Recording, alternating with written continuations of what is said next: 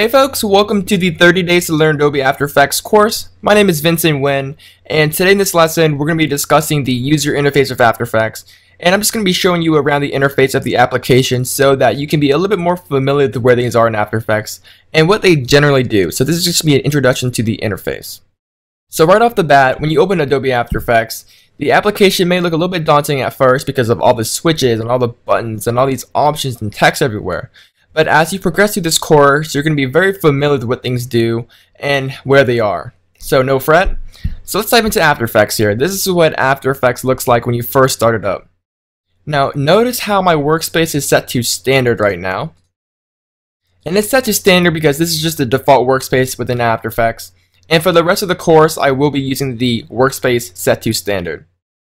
Now if you accidentally mess something up, don't worry, you can always go back into the workspace panel and just hit reset standard, and that's just going to reset your workspace back to standard like this. So that being said, let's go and take a look at the interface of After Effects. So the first panel I want to take a look at is the panel right here on the left called the Project Media panel. And this is essentially the bin of After Effects. Anything you import, whether it's video files, image files, audio files, compositions, or layers, it's all going to be stored right here as your central bin. So this is where all your assets and your medias are stored. Aside from just storing your information and storing all your layers, you also display some basic information of your footage, your image, etc. right here. So on the bottom of this panel, you're going to have the main timeline, and the timeline is pretty much where you're going to be doing all of your edits, all of your cuts, and this is the area where we're going to be spending most of our time in, keyframing, animating, and all that great stuff. Now aside from being just a timeline, it also displays your layers or your media assets in the composition, which we'll be talking about a little bit later in the course. Now in the center here you have your composition panel, and this is kind of your preview panel, and this is just going to display whatever's in your timeline, so you can kind of preview everything out right here. You can visually see what is going on in your project. Now on the bottom of this composition panel you have additional viewing options such as the magnification, which you can kind of zoom in, zoom out, such like that, or zoom to fit. You also have additional title saves and grids. Your resolution, so perhaps your computer is not that fast to handle full res currently for your previewing. You can set the resolution down to half or auto, very similar to Premiere.